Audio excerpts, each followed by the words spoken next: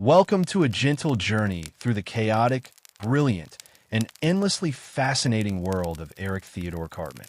As we settle in for this marathon exploration of one of television's most notorious characters, take a moment to get comfortable.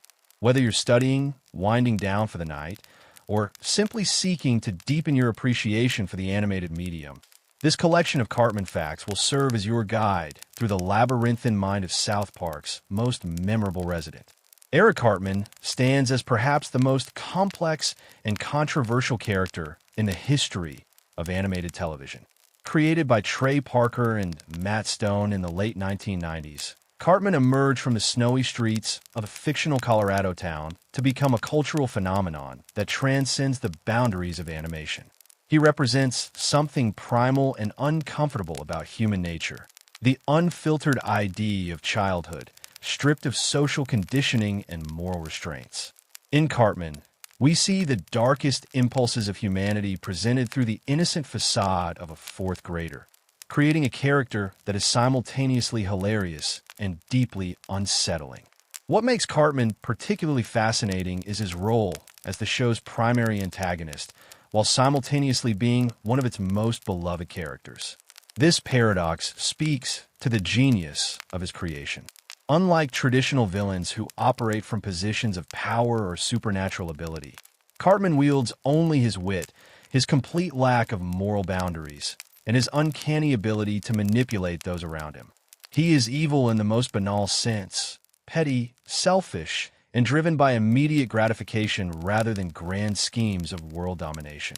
The character serves as a mirror to American society, reflecting our cultural obsessions, prejudices, and hypocrisies through the lens of childhood innocence corrupted. Cartman's casual bigotry, his worship of authority when it serves his purposes, and his complete inability to empathize with others make him a perfect vehicle for social satire. Through him, Parker and Stone can explore the darkest corners of the American psyche while maintaining the plausible deniability that comes with presenting these ideas through a cartoon child. Trey Parker's vocal performance brings Cartman to life with remarkable consistency and range. The voice itself has become iconic. That nasal, whining tone that can shift from manipulative sweetness to explosive rage within seconds. Parker has mentioned in interviews that voicing Cartman requires a specific physical technique, creating the sound by tightening his throat and speaking from his nose. This creates the distinctive quality that makes Cartman's voice instantly recognizable and has remained remarkably consistent throughout the show's decades-long run. The genius of Cartman lies not just in what he says, but in how he says it. His vocabulary is sophisticated for a child, peppered with malapropisms and mispronunciations that reveal both his intelligence and his fundamental misunderstanding of the world around him. He speaks with the confidence of someone who believes himself to be the smartest person in any room, especially when he is demonstrably wrong about everything. Cartman's relationship with authority provides another layer of complexity to his character. He simultaneously craves power and rebels against it, depending entirely on whether that authority serves his immediate interests. He will gleefully embrace fascistic ideologies when they promise him control over others, yet immediately turn against those same systems the moment they inconvenience him. This flexibility in his moral framework makes him unpredictable and dangerous, even within the relatively safe confines of elementary school social dynamics. The character's impact extends far beyond the boundaries of South Park itself. Cartman has influenced countless other animated characters and has become a template for how comedy can push boundaries while still maintaining audience sympathy. His catchphrases have entered the cultural lexicon. His schemes have inspired real-world discussions about psychology and ethics, and his very existence has forced conversations about the limits of acceptable humor in popular media. What makes Cartman perfect for this kind of deep-dive exploration is the sheer density of material the character has generated over more than 2 decades of television. Every episode featuring Cartman adds new layers to his mythology, whether through throwaway gags that reveal aspects of his psychology or major story arcs that explore his relationships with family, friends, and society at large. The character has remained remarkably consistent in his core traits, while evolving to address contemporary issues and cultural shifts. As we embark on this comprehensive examination of Cartman's world, we'll explore everything from his earliest appearances to his most recent schemes, from his family dynamics to his business ventures, from his musical aspirations to his political machinations. Each fact will illuminate a different aspect of this complex character, building toward a complete picture of what makes Eric Cartman both hilarious and horrifying. The beauty of studying Cartman lies in the layers of meaning embedded in even his most outrageous moments. What initially appears to be simple shock humor often reveals sophisticated commentary on human nature, American culture, and a thin veneer of civilization that separates us from chaos.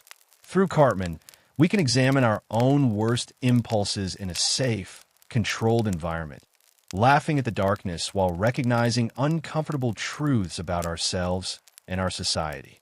So settle in as we begin this journey through the mind of a character who has shaped comedy, challenged social norms, and forced us to confront uncomfortable questions about morality, childhood, and the nature of evil itself. Whether you're a longtime fan seeking deeper understanding or a newcomer curious about this cultural phenomenon, these facts will provide insight into one of television's most enduring and complex creations. The world of Eric Cartman awaits, with all its chaos, humor, and twisted brilliance ready to unfold before us. The story of Eric Cartman's creation begins in the mountains of Colorado, where two college students named Trey Parker and Matt Stone were developing what would become one of the most influential animated series in television history. Parker and Stone drew heavily from their own childhood experiences growing up in Colorado, and Cartman emerged as a composite of various people they had encountered during their formative years. The character represents a distillation of the worst aspects of childhood behavior, amplified and concentrated into a single, unforgettable personality. In the earliest conceptual stages, Cartman was inspired by a real person from Parker's past, a classmate who exhibited many of the same troubling characteristics that would later define the animated character. This real-life inspiration possessed an unsettling combination of intelligence and cruelty, often manipulating social situations to his advantage while showing little regard for the feelings of others. Parker has mentioned in interviews that this individual had a particular talent for identifying others' insecurities and exploiting them for personal gain, a trait that became central to Cartman's character. The very first appearance of anything resembling Cartman came in Parker and Stone's 1992 student film, The Spirit of Christmas, though the character was originally named Kenny and bore little resemblance to the Cartman we know today. This early version was more of a background character, lacking the distinctive personality traits that would later make Cartman famous. It wasn't until the second Spirit of Christmas short in 1995 that the character began to take on recognizable form, though he was still called Cartman rather than Eric and lacked much of his later complexity. The transition from these early shorts to the South Park pilot brought significant changes to Cartman's design and personality. Parker and Stone refined his appearance, giving him the iconic blue winter hat that would become synonymous with the character. The hat itself has an interesting backstory. It was inspired by a similar hat that Parker owned as a child, though the yellow puff on top was added purely for visual appeal and has no real-world equivalent. This attention to seemingly minor details demonstrates the care with which Parker and Stone approach character design, even in the show's earliest stages. Cartman's name underwent several iterations during development. Originally, the character was simply the Fat Kid, reflecting the creator's somewhat crude initial approach to character differentiation. The surname Cartman was chosen partly for its phonetic appeal and partly because it sounded appropriately Middle American. The first name Eric came later, during the development of the television series, and was selected because it sounded ordinary enough to belong to any child but distinctive enough to work well with the character's surname. The evolution of Cartman's personality from his shorts to the series reveals the growing sophistication of Parker and Stone's writing. In the early shorts, Cartman was primarily defined by his physical appearance and crude behavior. However, As the creators developed the television series, they began to explore the psychological underpinnings of his character. They realized that simply making him fat and obnoxious wasn't enough to sustain long-term storytelling. He needed depth, motivation, and a consistent internal logic that would drive his actions across multiple episodes. One of the most significant early decisions was making Cartman intelligent rather than simply stupid. Parker and Stone recognized that a truly dangerous antagonist needed to be clever enough to pose a real threat to the other characters. This intelligence manifests in Cartman's elaborate schemes, his ability to manipulate adults and children alike, and his occasional flashes of genuine insight into human nature. However, this intelligence is always undermined by his fundamental character flaws, his selfishness, his inability to learn from mistakes, and his complete lack of empathy. The visual design of Cartman went through numerous iterations before arriving at the final version. Early sketches show a character who was considerably thinner and wore different clothing. The decision to make him significantly overweight was both a visual gag and a character choice, as his size would inform many of his personality traits and storylines. The creators experimented with different color schemes for his outfit before settling on the orange jacket and brown pants combination that has remained largely unchanged throughout the series run. Cartman's facial expressions were another crucial element of his design. Parker and Stone needed to create a character who could convey a wide range of emotions while maintaining the simple, construction paper aesthetic of the show. They developed a system of subtle changes to his eyes and mouth that could communicate everything from innocent confusion to malevolent glee. This facial vocabulary became essential to the character's effectiveness, allowing the audience to read his intentions and emotional state even when his words suggested otherwise. The creators have revealed that Cartman's personality was heavily influenced by television characters from their own childhoods, particularly Archie Bunker from All in the Family. Like Bunker, Cartman serves as a vehicle for exploring prejudice and ignorance, though his child status adds an extra layer of complexity to his bigoted statements. The creators were interested in examining how prejudice develops and spreads, using Cartman as a laboratory for testing the limits of what audiences would accept from a character they simultaneously loved and hated. During the development phase, there was considerable debate about how far to push Cartman's more controversial traits. Network executives were initially nervous about some of his dialogue and behavior, particularly his anti-Semitic comments and casual cruelty toward other characters.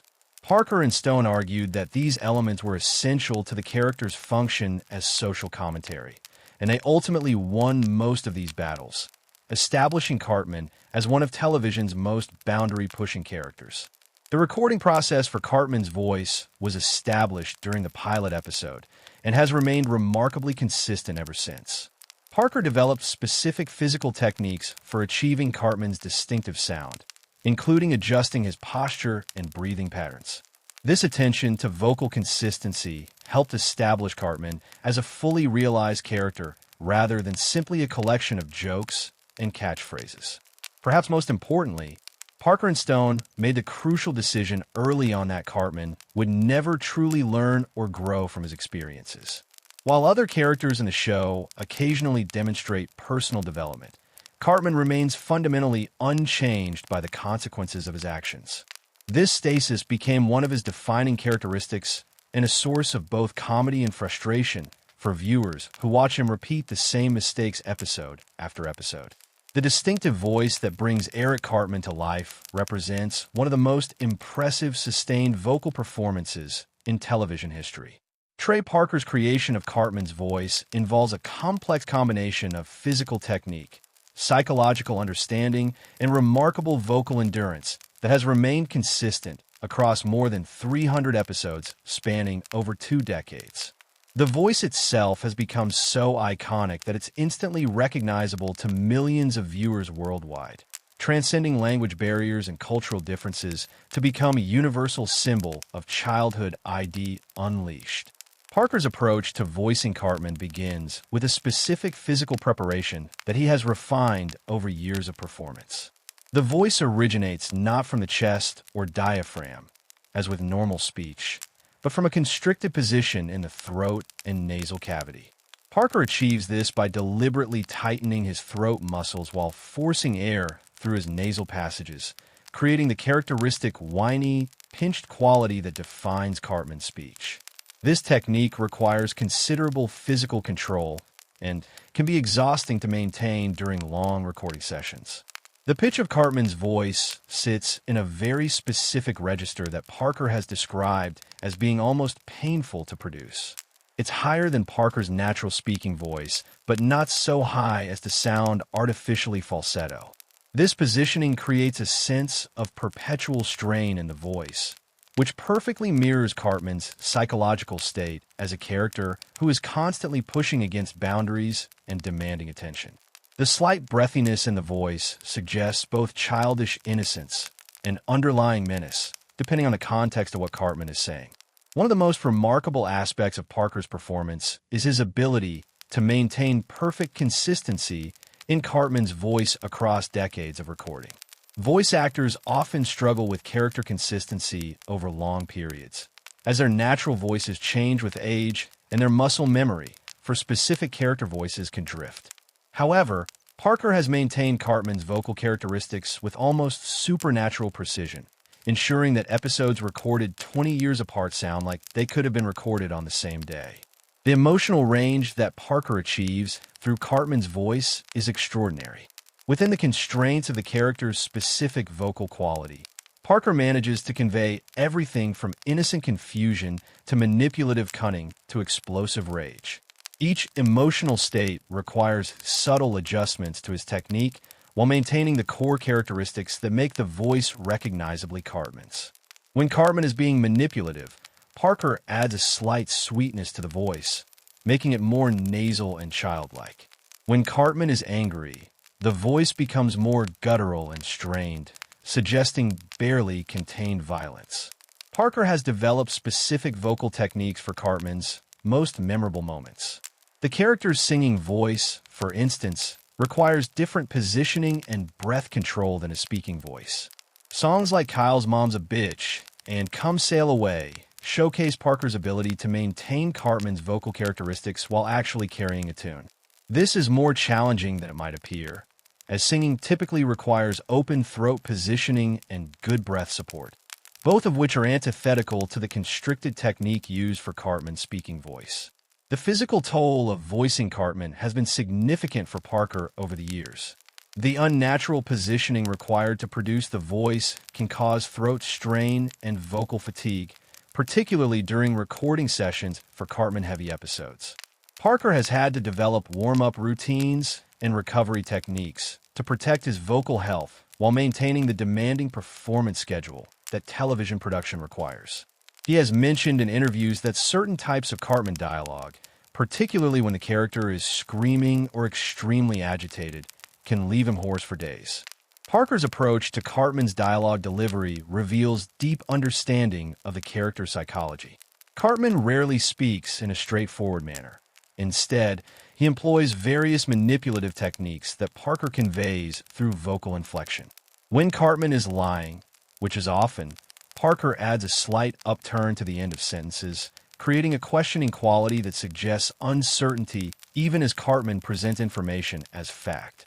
When he's trying to convince someone of something, the voice becomes more rhythmic and hypnotic, almost like a salesman's pitch. The recording process for Cartman presents unique challenges that Parker has had to master over time.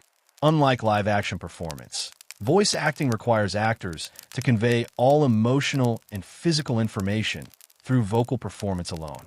Parker has developed techniques for suggesting Cartman's physical actions and movements through his voice, such as slightly muffling the sound when Cartman is supposed to be eating or adjusting the breathing patterns to suggest physical exertion.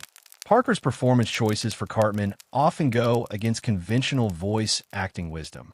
Traditional voice acting training emphasizes clarity, projection, and vocal health, all of which are compromised by Cartman's voice. However, these compromises are essential to the character's effectiveness. The slightly unclear articulation, the strained quality, and the general unpleasantness of the voice all contribute to Cartman's function as an antagonist and social commentary vehicle. The evolution of Cartman's voice over the series' run provides insight into Parker's growing mastery of the character. Early episodes show a voice that, while recognizable, lacks some of the subtle control that Parker would later develop.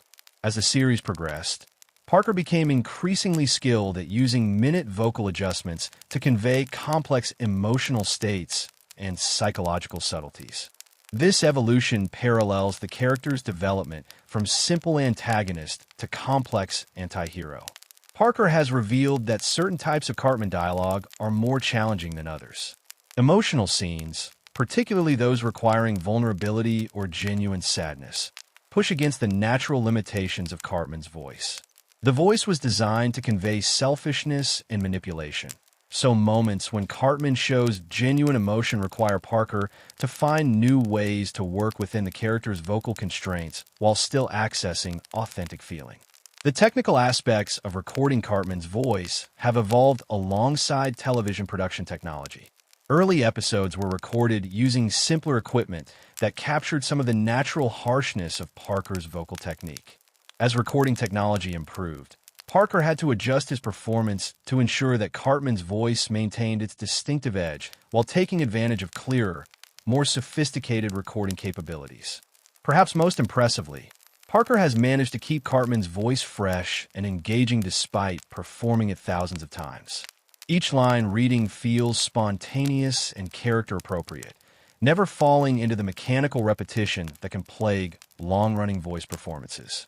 This consistency and creativity have made Cartman's voice one of the most enduring and recognizable elements of contemporary animation. The relationship between Eric Cartman and his mother Leanne represents one of the most psychologically complex and comedically rich dynamics in animated television. Their bond serves as both a source of endless humor and a disturbing examination of how permissive parenting can create a monster. Leanne Cartman's complete inability to set boundaries or discipline her son has resulted in raising a child who believes himself to be the center of the universe, with catastrophic consequences for everyone around him. Leanne Cartman embodies the archetype of the overwhelmed single mother taken to its most extreme conclusion.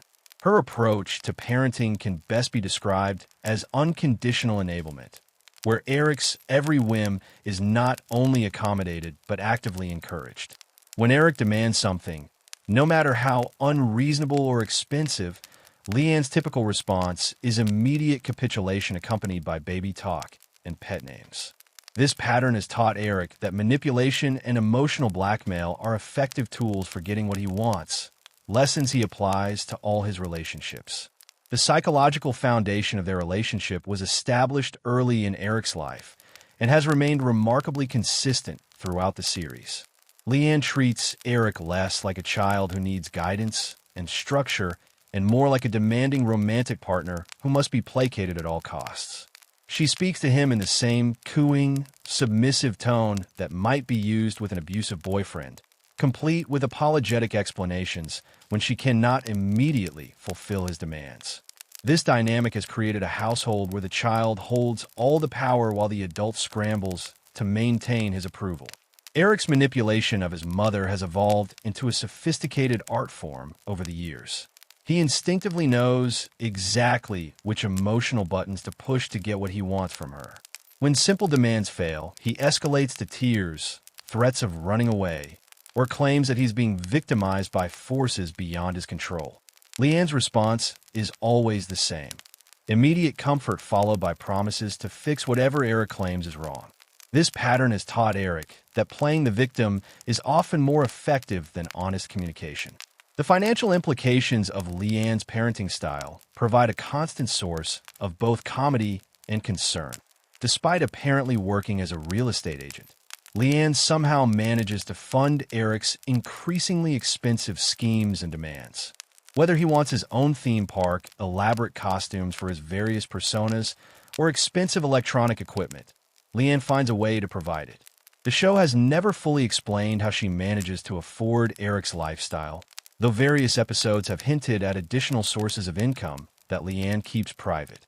Leanne's complete lack of awareness regarding Eric's true nature represents one of the most troubling aspects of their relationship. While everyone else in South Park recognizes Eric as manipulative, cruel, and potentially dangerous, Leanne continues to see him as her sweetie and pupsikins. She genuinely appears to believe that Eric is a good child who occasionally gets into minor mischief, rather than recognizing him as the sociopathic mastermind that he actually is. This willful blindness enables Eric's worst behaviors while protecting him from consequences. The absence of Eric's father figure has clearly contributed to the dysfunction in their household, though the show has played this mystery for comedic effect rather than psychological drama. The various revelations about Eric's paternity have ranged from absurd to impossible, but the underlying issue remains. Eric has grown up without any male authority figure to provide structure or challenge his mother's permissive approach. This absence has left Leanne as the sole parental influence, a responsibility she is clearly unprepared to handle. Eric's protective instincts toward his mother reveal one of the few genuinely sympathetic aspects of his character.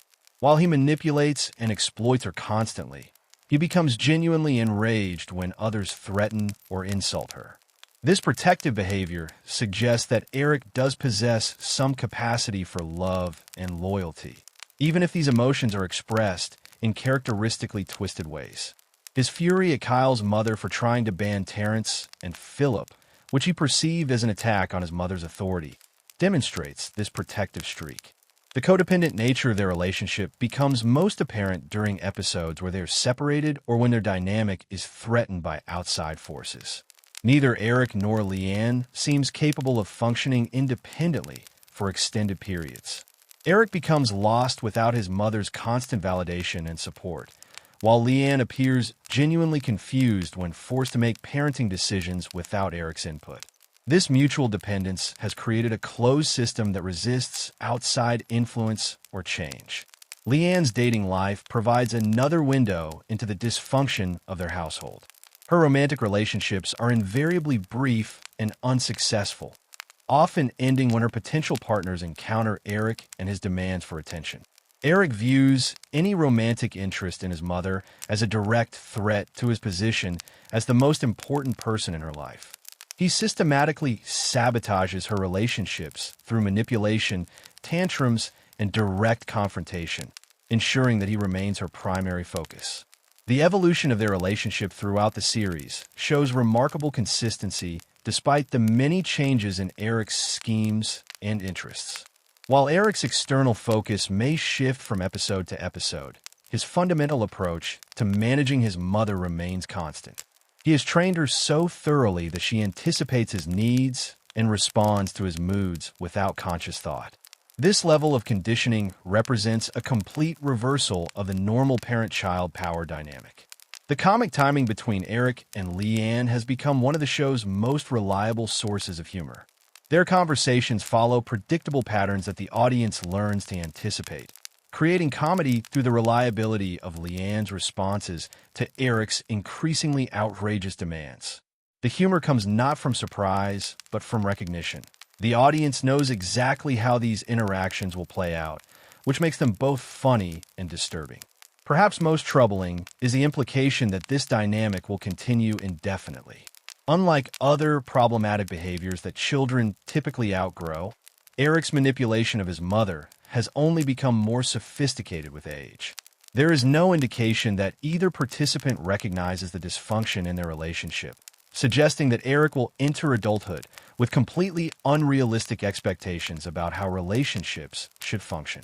The show uses this relationship to explore broader questions about parental responsibility and the long-term consequences of failing to provide children with appropriate boundaries and structure. The antagonistic relationship between Eric Cartman and Kyle Broflovsky forms the emotional and comedic backbone of South Park, representing one of television's most enduring and complex rivalries.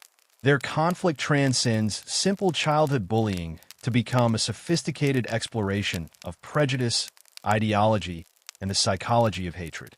What began as schoolyard antagonism has evolved into a multi-layered dynamic that drives many of the show's most memorable episodes and provides insight into how bigotry develops and perpetuates itself in society.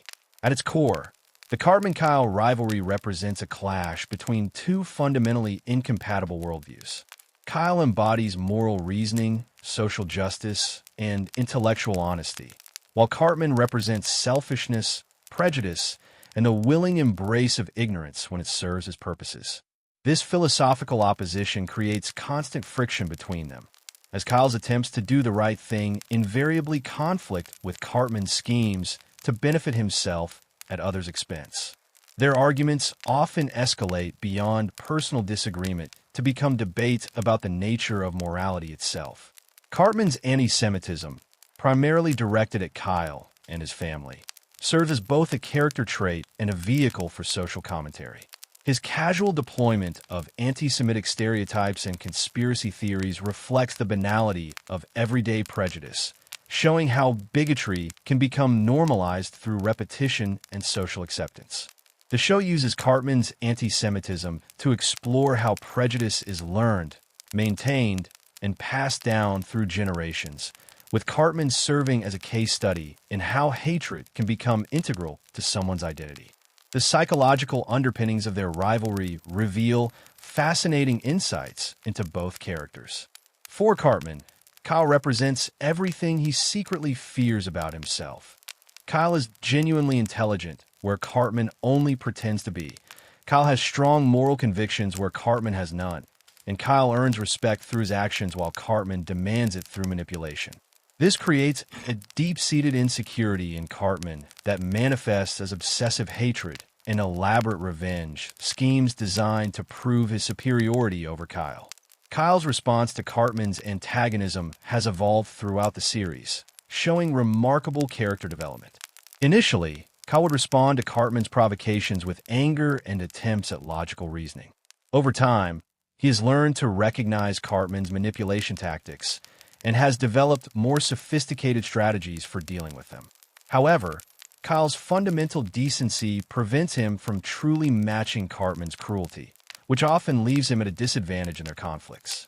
The elaborate nature of Cartman's schemes against Kyle demonstrates both his intelligence and his complete lack of proportionality.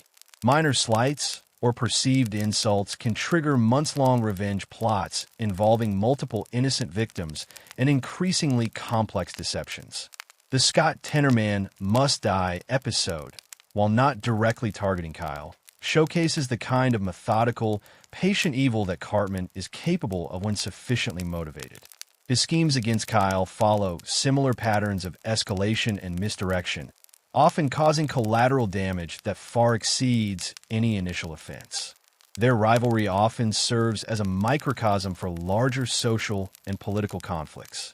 Episodes featuring their disputes frequently touch on issues of religious freedom, cultural identity, and the nature of American society. Cartman's attacks on Kyle's Judaism become vehicles for exploring anti-Semitism in contemporary culture, while Kyle's responses highlight the challenges faced by minority communities in defending their identity and values against prejudice and ignorance. The moments when Cartman and Kyle work together provide some of the most interesting insights into their relationship. When faced with external threats or shared interests, they can temporarily set aside their antagonism to collaborate effectively. These partnerships reveal that their conflict is not based on fundamental incompatibility, but rather on Cartman's choice to embrace prejudice and Kyle's refusal to accept it. Their ability to work together when necessary suggests that their rivalry is as much performance as genuine hatred. The impact of their conflict on the other characters in South Park reflects how real-world prejudice affects entire communities. Stan and Kenny often find themselves forced to choose sides or mediate between their friends, while adults in the town sometimes enable or exacerbate the conflict through their own biases and failures to provide proper guidance. The show uses these secondary effects to explore how individual prejudice can poison entire social systems. Cartman's manipulation of Kyle often involves exploiting Kyle's own moral convictions against him. Cartman understands that Kyle's desire to do the right thing can be weaponized, so he frequently creates situations where Kyle's ethical choices lead to negative consequences. This manipulation tactic reflects real-world strategies used by bad actors to exploit the good intentions of decent people, showing how moral behavior can be turned into a vulnerability. The cyclical nature of their conflict demonstrates how hatred can become self-perpetuating. Each scheme and counter-scheme creates new grievances and justifications for further conflict. Cartman's actions give Kyle legitimate reasons to dislike him, while Kyle's opposition provides Cartman with evidence to support his victimization narrative.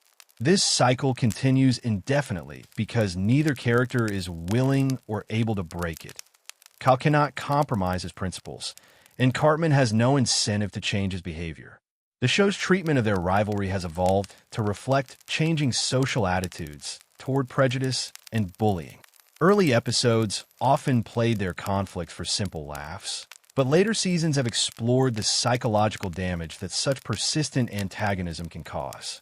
Kyle's increasing cynicism and Cartman's escalating extremism demonstrate how prolonged exposure to hatred affects both perpetrator and victim. Their relationship also serves as a commentary on the nature of friendship itself. Despite their constant conflicts, Cartman and Kyle remain connected to each other in ways that transcend simple hatred. They know each other's weaknesses, fears, and desires better than almost anyone else, creating an intimacy that exists alongside their antagonism. This complex emotional dynamic reflects the reality that the people who can hurt us most are often those who know us best. The enduring popularity of their rivalry speaks to its effectiveness as both entertainment and social commentary. Their conflicts provide immediate comedy while exploring deeper questions about prejudice, morality, and human nature. Through Cartman and Kyle, the show examines how hatred develops, how it spreads, and why it persists, offering insights that remain relevant to contemporary discussions about bigotry and social justice. The musical moments featuring Eric Cartman represent some of South Park's most memorable and culturally impactful sequences, showcasing both the character's unexpected vocal talents and his ability to weaponize music for his own twisted purposes. Cartman's relationship with music reveals layers of his personality that might otherwise remain hidden, from his genuine appreciation for classic rock to his instinctive understanding of how melody and rhythm can be used to manipulate emotions and spread his particular brand of chaos. Perhaps no single musical moment in South Park history has achieved the cultural penetration of Kyle's Mom's a Bitch, Cartman's profanity-laden anthem from the South Park movie. This song demonstrates Cartman's ability to transform personal grievances into infectious musical numbers that tap into universal feelings of childhood frustration with authority figures. The song's structure follows traditional musical theater conventions while subverting them with increasingly vulgar lyrics, creating a piece that is simultaneously sophisticated in its composition and utterly juvenile in its content. The creation of Kyle's Mom's a Bitch reveals important aspects of Cartman's psychology and his relationship with music. The song serves multiple purposes for him. It's an expression of genuine anger toward Mrs. Broflovsky for attempting to ban Terrence and Philip, a way to rally support from other children who share his frustration, and a demonstration of his ability to create something that will have lasting impact. The fact that the song spreads globally within the movie's narrative reflects Cartman's intuitive understanding of how controversial content can go viral. Cartman's performance of Styx's Come Sail Away provides insight into his more tender emotional side, revealing a character capable of genuine appreciation for musical beauty. His rendition of this classic rock ballad shows remarkable vocal control and emotional range, suggesting that beneath his crude exterior lies someone with real musical talent. The song choice itself is significant. Come Sail Away is about escape and transformation, themes that resonate deeply with Cartman's desire to transcend his mundane existence in South Park. The technical aspects of Cartman's singing voice deserve particular attention. Trey Parker's vocal performance maintains Cartman's distinctive nasal quality while demonstrating surprising range and pitch control. This requires considerable skill, as singing typically demands open throat positioning that conflicts with the constricted technique used for Cartman's speaking voice. Parker's ability to make Cartman sound genuinely musical while preserving his character's vocal characteristics represents a remarkable feat of voice acting. Cartman's boy band, Finger Bang, represents his most ambitious musical project and reveals his understanding of the music industry's commercial aspects. His approach to creating the band demonstrates his natural marketing instincts. He understands the importance of image, choreography, and audience appeal. However, his inability to share credit or control ultimately dooms the project, reflecting his fundamental selfishness and need to dominate every situation he enters. The evolution of Cartman's musical taste throughout the series provides a window into his developing personality. His appreciation spans from classic rock to contemporary pop, showing eclectic interests that belie his often simple-minded approach to other areas. His musical preferences tend towards songs with strong emotional content or rebellious themes, suggesting that music serves as an outlet for feelings he cannot express through normal social interaction. Cartman's use of music as a weapon demonstrates his understanding of its psychological power. He instinctively grasps how the right song at the right moment can manipulate emotions, create solidarity among groups, or spread ideas more effectively than speech alone. This understanding makes him particularly dangerous when he decides to use his musical talents for malicious purposes, as seen in episodes where he creates songs designed to promote his various schemes or prejudices. The recording process for Cartman's musical numbers presents unique challenges that highlight Parker's versatility as a performer. Each song requires him to balance multiple elements, maintaining Cartman's character voice, delivering genuine musical performance, and conveying the emotional content of the lyrics.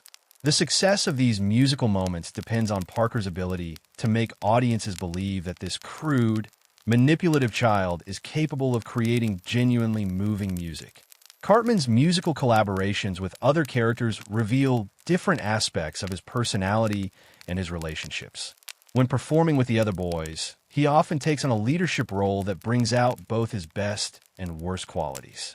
His ability to inspire others musically conflicts with his tendency to dominate and control, creating tension that drives many music-focused episodes. These collaborations show that Cartman can be genuinely creative when he's not solely focused on his own agenda. The cultural impact of Cartman's musical moments extends far beyond the show itself. His songs have been covered by real musicians, referenced in other media, and become part of internet culture in ways that demonstrate their lasting appeal. This cultural penetration reflects the quality of the songwriting and Parker's performance, but also Cartman's effectiveness as a character who can make even offensive material somehow appealing. Cartman's relationship with musical authority figures provides another layer to his character development. His interactions with music teachers, choir directors, and other musical mentors typically follow the same pattern as his relationships with other authority figures. Initial enthusiasm followed by conflict when he realizes he cannot control the situation. These relationships reveal his fundamental inability to accept guidance, even in areas where he has genuine talent. The technical production of Cartman's musical numbers has evolved alongside the show's overall production values.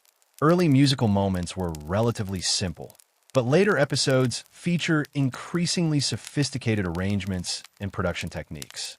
This evolution reflects both the show's growing budget and the creator's increasing confidence in using music as a storytelling tool. Perhaps most significantly, Cartman's musical moments serve as vehicles for the show's broader social commentary. Through his songs, the show can explore themes of censorship, cultural manipulation, and the power of media to shape public opinion. Cartman's ability to create music that is simultaneously entertaining and disturbing mirrors the show's own approach to comedy, using humor to examine serious social issues while maintaining plausible deniability about its intent. The enduring appeal of Cartman's musical moments speaks to their effectiveness as both entertainment and character development. They provide immediate pleasure while revealing deeper truths about the character and the world he inhabits, creating layers of meaning that reward repeated viewing and analysis.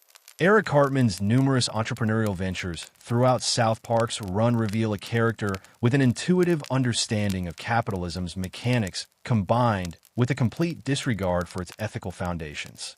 His business schemes showcase both genuine creativity and spectacular moral failure, creating a body of work that serves as both comedy gold and biting social commentary on American entrepreneurial culture.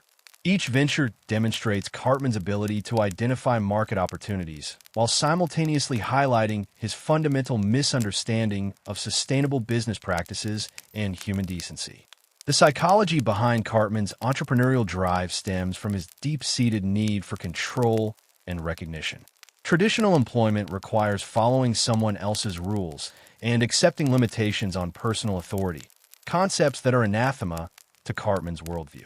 By creating his own businesses, he can position himself as the ultimate authority while pursuing his primary goal of wealth accumulation. This entrepreneurial spirit reflects both admirable ambition and troubling megalomania, creating ventures that are doomed from the start by his inability to consider anyone's interests but his own. Cartman's business philosophy can best be understood through his interpretation of the Underpants Gnomes business model. Phase 1 involves collecting underpants. Phase 3 promises profit, but Phase 2 remains mysteriously undefined. This approach perfectly encapsulates Cartman's entrepreneurial methodology. He identifies an opportunity and assumes that profit will naturally follow without considering the practical steps necessary to achieve success. His businesses typically begin with grandiose visions and detailed plans for spending anticipated profits while completely ignoring the mundane realities of execution and customer service. The evolution of Cartman's business ventures demonstrates increasing sophistication in his understanding of market psychology, even as his fundamental ethical problems remain unchanged. Early schemes like lemonade stands showed basic entrepreneurial instincts, but lacked the complex manipulation that would characterize his later projects. As the series progressed, his ventures began incorporating more advanced concepts like brand marketing, customer segmentation, and competitive analysis, though always filtered through particular moral blind spots. Cartman's approach to customer relations reveals his fundamental misunderstanding of sustainable business practices. He views customers not as valued partners in mutually beneficial transactions, but as marks to be exploited for maximum profit extraction. This approach generates immediate returns, but inevitably leads to customer revolt and business failure. His inability to understand the importance of customer satisfaction and repeat business reflects his broader failure to grasp the concept of long-term thinking in favor of immediate gratification. The financing of Cartman's various enterprises provides insight into both his creativity and his willingness to exploit others. Since he lacks significant personal capital, his businesses typically rely on manipulation, deception, or outright theft to secure startup funding. He has convinced his mother to fund numerous ventures, manipulated other children into providing free labor, and even resorted to elaborate confidence games to generate initial capital. These financing methods ensure that his businesses begin with compromised foundations that contribute to their eventual collapse. Cartman's understanding of marketing and promotion demonstrates genuine talent undermined by ethical deficiency. He intuitively grasps the importance of creating compelling narratives around his products and services, often crafting elaborate backstories and emotional appeals that resonate with potential customers. His promotional campaigns frequently employ sophisticated psychological techniques, including scarcity marketing, social proof, and emotional manipulation. However, his marketing promises consistently exceed his ability or willingness to deliver, creating cycles of customer disappointment and business failure. The staffing and management of Cartman's businesses reveal his authoritarian tendencies and complete inability to delegate effectively. He typically positions himself as the supreme leader of any enterprise while assigning menial tasks to others, often without compensation or recognition. His management style combines micromanagement with arbitrary rule changes, creating work environments that are both inefficient and demoralizing. His employees, usually other children who have been manipulated into participation, inevitably rebel against his leadership or simply abandon the venture when the promised rewards fail to materialize. Cartman's business ventures often serve as vehicles for his other psychological needs and ideological commitments. His schemes frequently incorporate elements of his ongoing feuds with other characters, his political beliefs, or his various prejudices. This mixing of personal agenda with business objectives creates additional complications that contribute to venture failure while providing insight into his character's deeper motivations. His inability to separate business decisions from personal grievances reflects his fundamental narcissism and his belief that the entire world should revolve around his needs and desires. The product development process in Cartman's businesses demonstrates both creativity and complete disregard for quality control or customer safety. He shows genuine innovation in identifying market gaps and creating products that address unmet needs. But his execution consistently falls short of his initial vision. His products are typically rushed to market without adequate testing, often resulting in dangerous or completely non-functional items being sold to unsuspecting customers. This pattern reflects his impatience with implementation details and his assumption that customer complaints can be managed through manipulation rather than product improvement. The competitive landscape of Cartman's businesses reveals his understanding of market dynamics combined with his willingness to employ unethical competitive practices. He accurately identifies competitors and potential threats to his market position, but his responses typically involve sabotage, defamation, or other illegal activities rather than legitimate competitive strategies. His approach to competition reflects his zero-sum worldview, where other success necessarily comes at his expense and must therefore be prevented by any means necessary. The financial management of Cartman's enterprises demonstrates his fundamental misunderstanding of money and value creation. He typically focuses on revenue generation while ignoring costs, leading to businesses that appear successful in the short term but are actually hemorrhaging money. His accounting practices are haphazard at best and fraudulent at worst, with profits often diverted to personal use before business obligations are met. This financial mismanagement ensures that even potentially viable businesses collapse under the weight of poor money management. The legacy of Cartman's business ventures extends beyond their individual failures to provide commentary on broader issues in American capitalism. His schemes highlight the tension between entrepreneurial innovation and ethical responsibility, showing how the pursuit of profit can corrupt even legitimate business ideas. Through Cartman's failures, the show explores themes of corporate responsibility, consumer protection, and the role of regulation in preventing exploitation, using his exaggerated examples to illuminate real-world problems in contemporary business culture. The multitude of personas and alter egos that Eric Cartman adopts throughout South Park reveals a character with a remarkable ability to reinvent himself while maintaining his core personality traits across all identities. These transformations serve multiple psychological functions for Cartman, allowing him to explore different aspects of his personality, escape consequences for his actions, and manipulate others through carefully crafted false identities. Each persona represents a different facet of his complex psychology while demonstrating his sophisticated understanding of human nature and social dynamics. The Coon stands as perhaps Cartman's most elaborate and psychologically revealing alter ego, representing his fantasy of being recognized as a heroic figure while maintaining his authoritarian tendencies. As the Coon, Cartman creates an entire mythology around himself, complete with origin story, moral code, and heroic mission. However, his interpretation of superheroism inevitably becomes corrupted by his fundamental selfishness, leading him to prioritize personal recognition over actual heroic deeds. The Coon persona reveals Cartman's deep desire for admiration and respect while demonstrating his inability to understand that true heroism requires self-sacrifice. The creation and maintenance of Cartman's various personas demonstrate remarkable creativity and attention to detail. Each identity comes complete with distinctive vocal patterns, behavioral quirks, and backstory elements that Cartman maintains with impressive consistency. This level of detail suggests both natural talent for performance and deep psychological investment in these alternative identities. His ability to slip seamlessly between personas indicates a flexibility of self-concept that borders on the pathological, raising questions about his core identity and sense of self. Cartman's use of disguises and false identities as tools of manipulation reveals his sophisticated understanding of human psychology and social dynamics.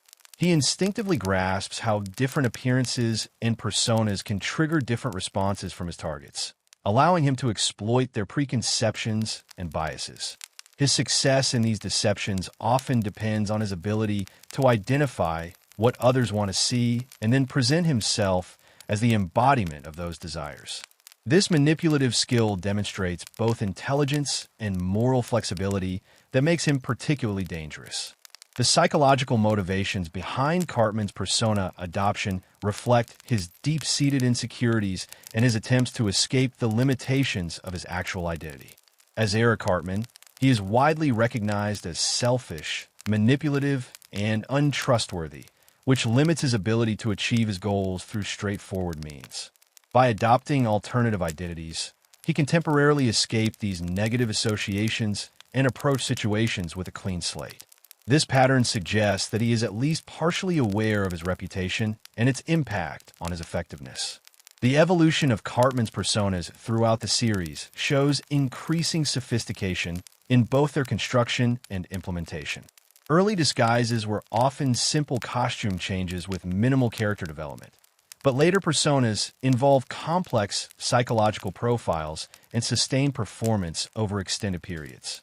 This evolution reflects both the character's growing understanding of human nature and the show's writers' increasing interest in exploring the psychological depths of his personality. Cartman's ability to maintain multiple personas simultaneously without apparent confusion suggests either remarkable mental organization or concerning psychological fragmentation. He can switch between identities within single episodes without losing track of the specific characteristics and motivations associated with each persona. This mental flexibility allows him to adapt to changing circumstances while maintaining the consistency necessary to make his deceptions believable to others. The relationship between Cartman's personas and his core personality reveals the fundamental consistency underlying his various transformations. Regardless of which identity he adopts, certain characteristics inevitably emerge. His need for control, his manipulative tendencies, and his complete lack of empathy for others. These traits suggest that his personas are not genuine attempts at self-improvement, but rather strategic tools for achieving his existing goals through alternative means. The success and failure rates of Cartman's various personas provide insight into both his skills as a manipulator and the limitations of his understanding. His most successful deceptions typically exploit widely held stereotypes or play into his target's existing prejudices, while his failures often result from his inability to maintain the emotional discipline required for sustained performance. When his own needs conflict with the requirements of his assumed identity, his true nature inevitably emerges to sabotage his efforts. The impact of Cartman's personas on other characters reveals both their effectiveness as manipulation tools and their ultimate limitations. While his disguises often fool people initially, sustained interaction typically reveals inconsistencies that expose his true identity. The other main characters have developed increasing resistance to his deceptions over time, forcing him to create ever more elaborate personas to achieve the same manipulative effects. The creative process behind Cartman's persona development demonstrates his understanding of storytelling and character construction. Each identity requires him to consider motivation, background, and behavioral patterns that will make the character believable to his intended audience. This creative work reveals genuine talent for character development that could be admirable if applied to legitimate purposes rather than manipulation and deception.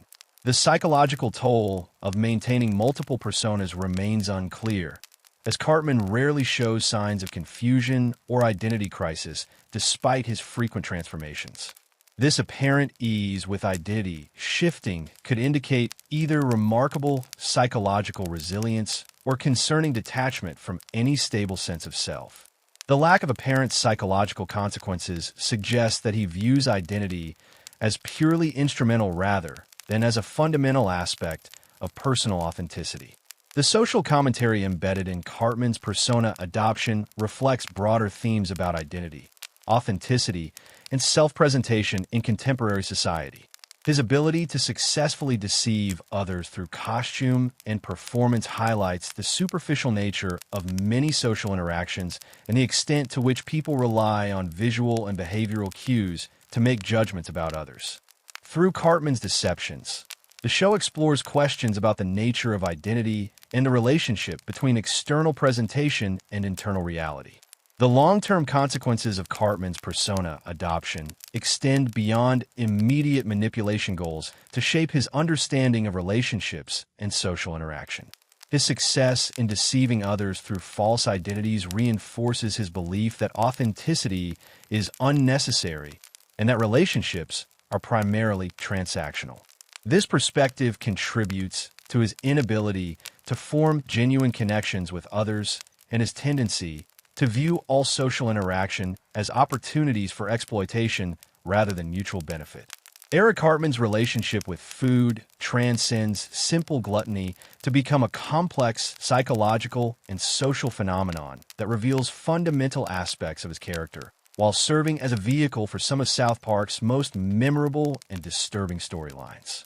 His approach to eating combines genuine pleasure with manipulation, control, and occasionally horrifying creativity that transforms meals from basic sustenance into elaborate power plays and psychological warfare. Through food, Cartman expresses his deepest desires, fears, and most twisted impulses while demonstrating an almost supernatural ability to corrupt even the most innocent dining experiences. The psychology underlying Cartman's eating habits reveals a character who uses food as both comfort and weapon, seeking control over his environment through consumption while simultaneously expressing his various anxieties and obsessions. His eating patterns typically involve extremes, either gorging himself to the point of physical discomfort or completely abstaining when food can be weaponized for manipulation purposes. This all-or-nothing approach reflects his broader personality traits and his inability to find middle ground in any aspect of his life, including his relationship with nourishment. Cartman's legendary consumption of KFC skin represents perhaps the most disturbing intersection of his gluttony with his manipulative nature. The image of him systematically removing and consuming only the crispy skin from multiple pieces of chicken while discarding the meat reveals a character who approaches even simple pleasures with obsessive focus and complete disregard for waste or social norms. This behavior demonstrates both his ability to identify and pursue maximum sensory pleasure and his willingness to engage in socially unacceptable behavior when it serves his immediate desires. The elaborate food schemes that Cartman devises throughout the series showcase his creativity and his understanding of food's emotional and social significance. His various restaurant concepts, cooking competitions, and food-related business ventures reveal a character who grasps the cultural importance of dining while completely missing its social and communal aspects. He approaches food service as an opportunity for control and profit rather than genuine hospitality, leading to ventures that are simultaneously innovative and ultimately doomed by his selfishness. Cartman's relationship with his mother's cooking provides insight into the dysfunctional dynamics of their household and the role food plays in their codependent relationship. Leanne's willingness to prepare elaborate meals for Eric's increasingly specific and demanding requests demonstrates her enabling behavior, while revealing how food becomes a tool for emotional manipulation within their family system. Eric's expectations of constant culinary availability and customization reflect his broader assumption that the world should cater to his every whim. The most psychologically disturbing aspect of Cartman's food-related behavior emerges in Scott Tenorman Must Die, where his ability to transform human remains into chili reveals a capacity for evil that transcends normal psychological categories. This episode demonstrates how Cartman can pervert even the most basic human activities, turning cooking and eating into vehicles for ultimate revenge. The methodical planning required to execute this scheme, combined with his apparent enjoyment of the meal, suggests a psychological disconnect that borders on the supernatural. Cartman's understanding of food as a social and cultural signifier allows him to manipulate dining situations for maximum psychological impact. He recognizes how shared meals create intimacy and trust, knowledge that he exploits to lower others' defenses while positioning himself as host and controller of social situations. His dinner parties and food-related gatherings typically serve hidden agendas that transform supposedly pleasant social occasions into elaborate traps for his unsuspecting guests. The evolution of Cartman's eating habits throughout the series reflects broader changes in American food culture while maintaining consistency in his fundamental approach to consumption. His interests have expanded from simple junk food to more sophisticated culinary concepts, but his underlying motivations remain unchanged. Whether he's pursuing gourmet cuisine or fast food, his approach combines genuine appreciation for flavor with complete disregard for health, social norms, or the feelings of others. Cartman's ability to use food restrictions and dietary choices as weapons demonstrates his sophisticated understanding of how eating choices have become political and social statements in contemporary culture. His strategic adoption of various dietary philosophies, vegetarianism, veganism, or specific cultural eating practices, typically serves manipulative purposes rather than genuine conviction. He recognizes how food choices can signal virtue or membership in particular social groups, knowledge that he exploits to achieve temporary advantages in various schemes. The physical consequences of Cartman's eating habits provide ongoing comedy while raising serious questions about his relationship with his own body and health. His apparent immunity to the normal consequences of poor diet and extreme consumption suggests either remarkable physical resilience or complete psychological disconnect from bodily reality. His ability to engage in extreme eating behaviors without apparent lasting damage allows him to treat his body as a tool for achieving his goals rather than something requiring care and maintenance. Cartman's food-related competitions and challenges reveal his competitive nature while demonstrating his willingness to transform even eating into a zero-sum contest where others must lose for him to win. His approach to eating contests combines genuine competitive spirit with strategic manipulation as he seeks advantages through rule interpretation, psychological warfare, and occasional cheating. These competitions become microcosms of his broader approach to life, where winning justifies any means necessary. The cultural commentary embedded in Cartman's food-related storylines reflects broader American anxieties about consumption, health, and the role of food in social identity. Through his exaggerated eating behaviors, the show explores themes of obesity, food addiction, and the commercialization of cuisine while highlighting the contradictions in contemporary food culture. His ability to simultaneously embrace and corrupt food trends serves as commentary on how consumer culture can pervert even basic human needs. The preparation and presentation aspects of Cartman's food schemes reveal his understanding of how visual appeal and storytelling can enhance the power of culinary experiences. His attention to presentation details, elaborate backstories for his dishes, and strategic use of atmosphere demonstrate genuine talent for creating memorable dining experiences. However, these skills are invariably employed in service of manipulation rather than genuine hospitality, transforming potentially positive abilities into tools for deception. The social dynamics surrounding Cartman's eating behaviors highlight how food becomes a battlefield for control and dominance within his relationships. His ability to use others' dietary preferences, restrictions, and cultural food practices against them demonstrates sophisticated psychological manipulation skills while revealing his complete lack of respect for others' boundaries. Through food, he can simultaneously attack others' identities, values, and physical well-being while maintaining plausible deniability about his hostile intentions. Eric Cartman's relationship with authority represents one of the most psychologically complex aspects of his character, revealing a sophisticated understanding of power dynamics, combined with an insatiable hunger for control that manifests whenever he gains even the slightest position of influence over others. His approach to leadership demonstrates both natural charismatic abilities and deeply troubling authoritarian instincts that transform any group under his control into a vehicle for his personal agenda rather than a collaborative effort towards shared goals. The foundation of Cartman's authoritarian tendencies lies in his fundamental belief that hierarchies are natural and necessary, with himself positioned at the top of any organizational structure he encounters. This worldview shapes his approach to every leadership opportunity, from playground games to elaborate schemes involving multiple participants. He views authority not as a responsibility to serve others, but as a privilege that grants him the right to command absolute obedience while exempting himself from the rules he imposes on his subordinates.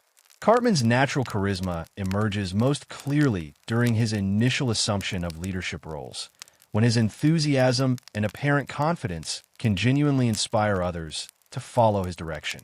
His ability to articulate compelling visions and create excitement around shared projects demonstrates real leadership potential that could be admirable, if not inevitably corrupted by his selfish motivations.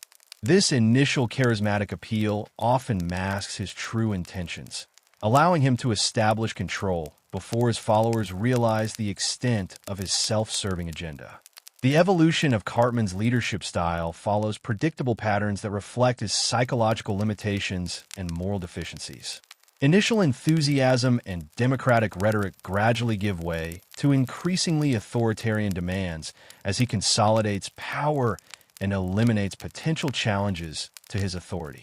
His rules become more arbitrary and self-serving over time, while his punishments for disobedience grow more severe and creative. This progression demonstrates both his understanding of how to maintain control and his inability to resist the corrupting influence of power.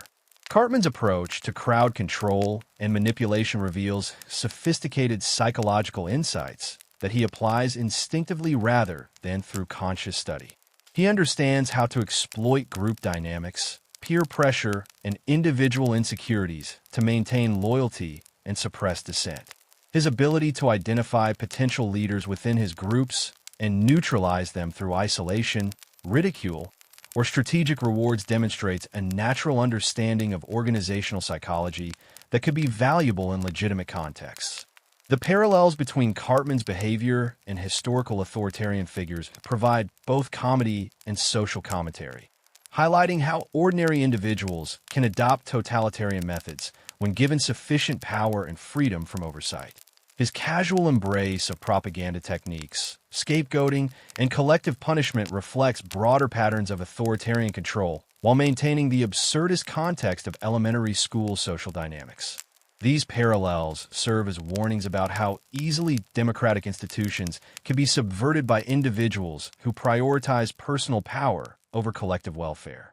Episodes featuring Cartman in positions of actual authority showcase both his effectiveness as a leader and the inevitable collapse that results from his character flaws. His initial success in organizing groups and achieving short-term goals demonstrates genuine leadership abilities, while his eventual downfall typically results from his inability to share credit, accept input from others, or consider long-term consequences of his decisions.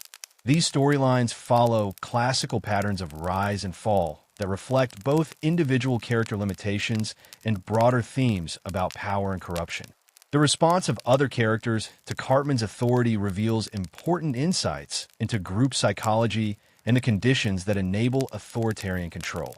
His success often depends on exploiting existing tensions within groups, offering simple solutions to complex problems, and providing scapegoats for collective frustrations.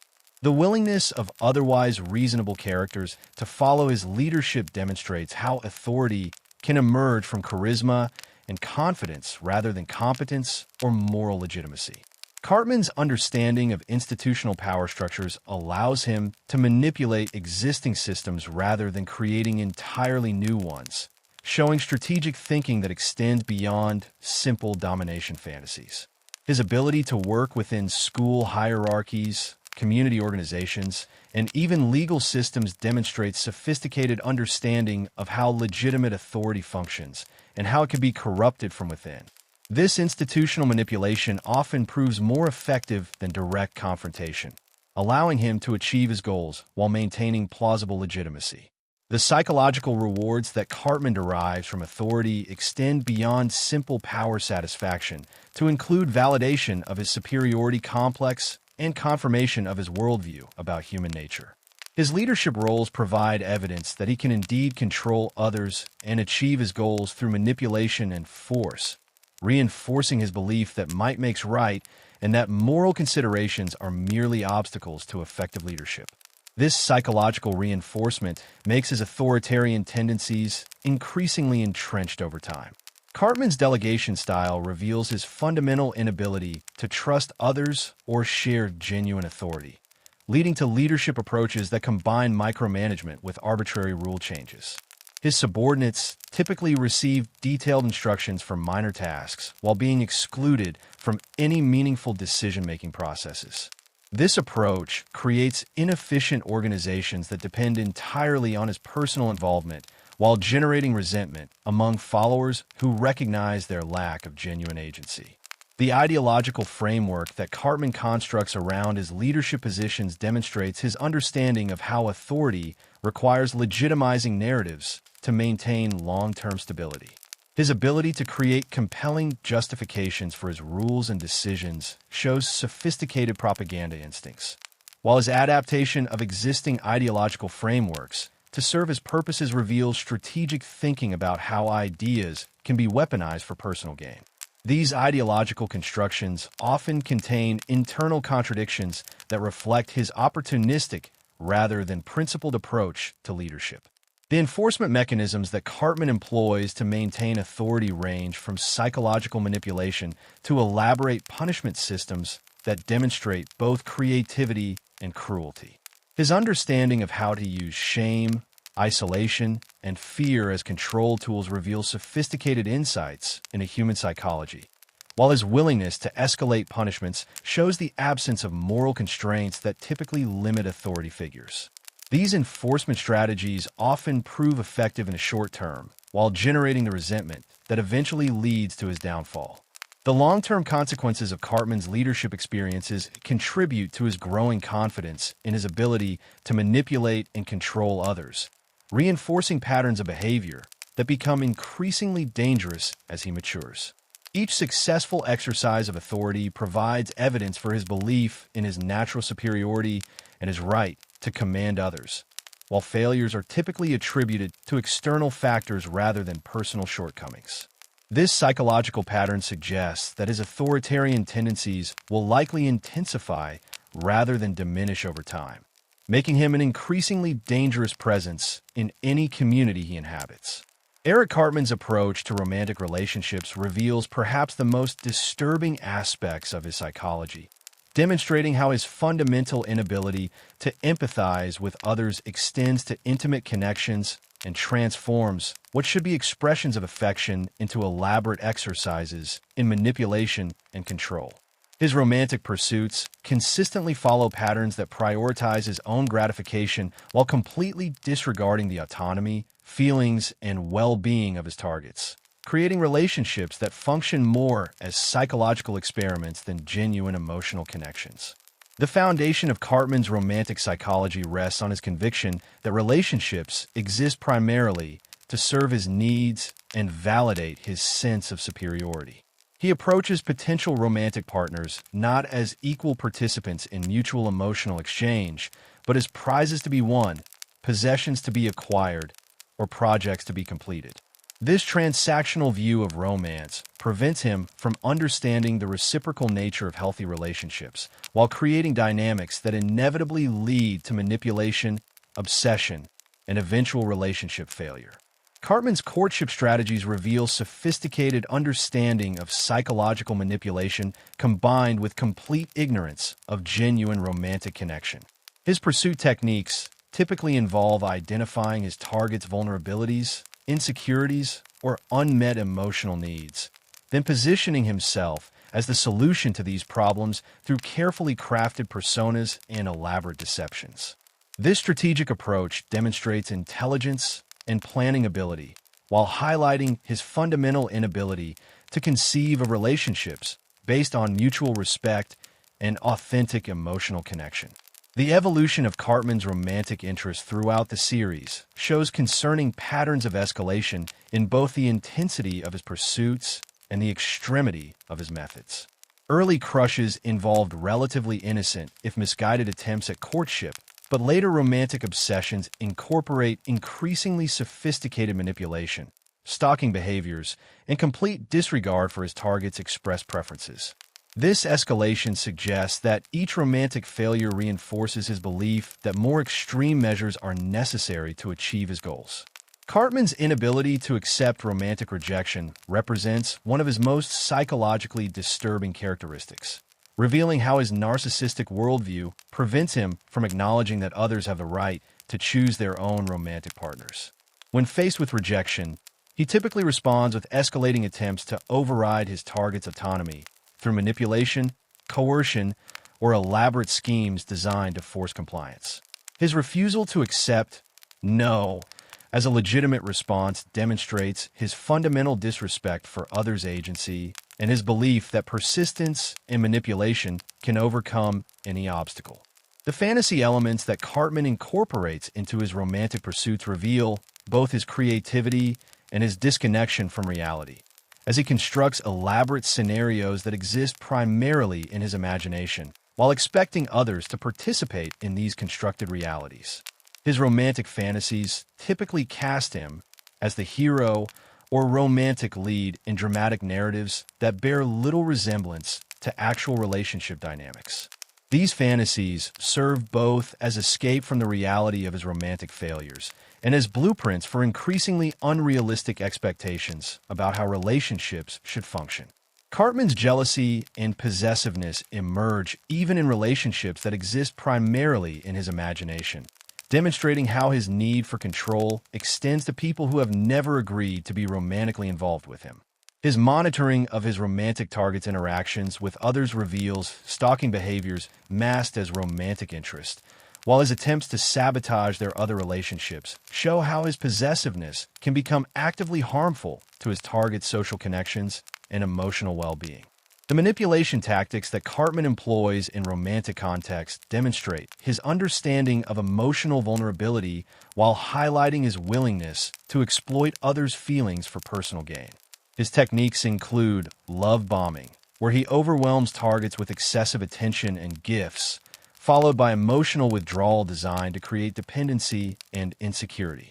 He also employs gaslighting, making his targets question their own perceptions and feelings, while presenting himself as the only person who truly understands and appreciates them. Cartman's relationship with his own romantic failures reveals his inability to engage in genuine self-reflection or personal growth, as he consistently attributes relationship problems to external factors rather than examining his own behavior and attitudes.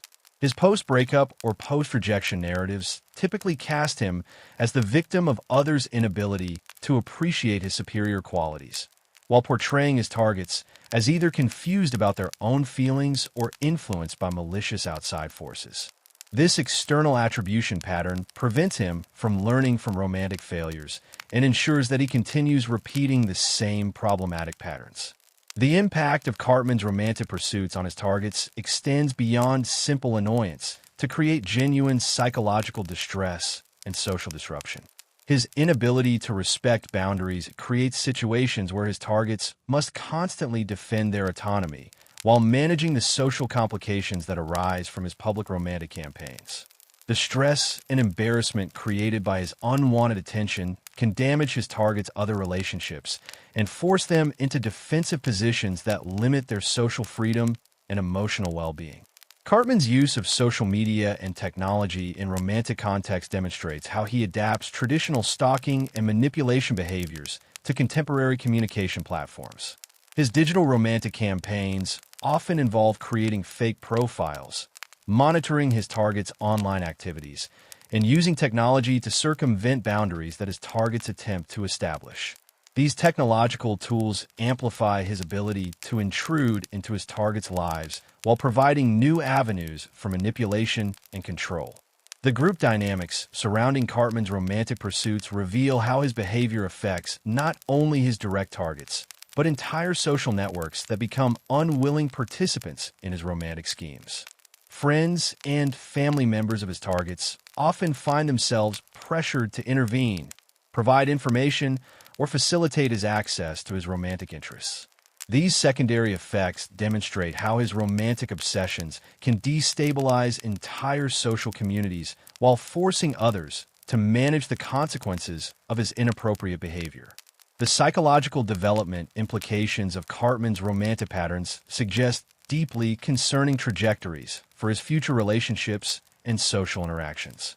His current romantic behaviors establish templates for how he understands and approaches intimate connections, creating foundations that could lead to increasingly problematic relationship dynamics as he matures.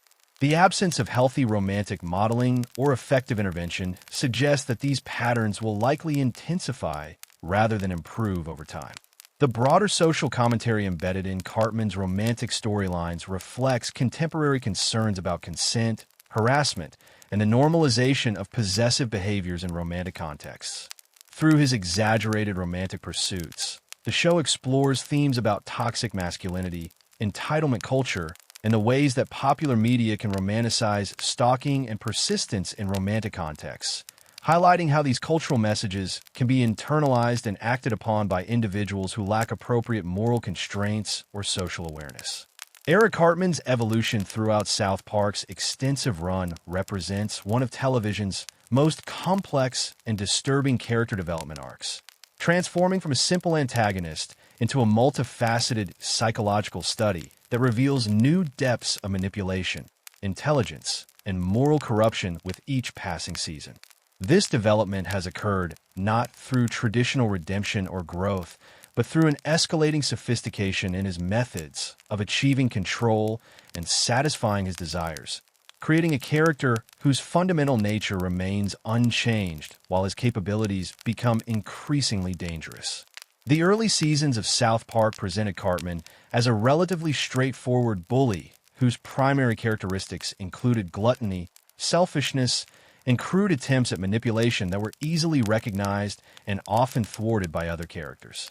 His schemes during this period typically involved simple deceptions or direct confrontation, with limited understanding of psychology or long-term planning. This early version of Cartman served primarily as comic relief and plot catalyst, providing immediate conflict without the deeper psychological complexity that would later define the character. The transformation of Cartman's intelligence represents perhaps the most significant aspect of his character development. Evolving from someone who relied on obvious lies and simple schemes to a master manipulator capable of orchestrating elaborate long-term plans involving multiple victims and complex psychological manipulation.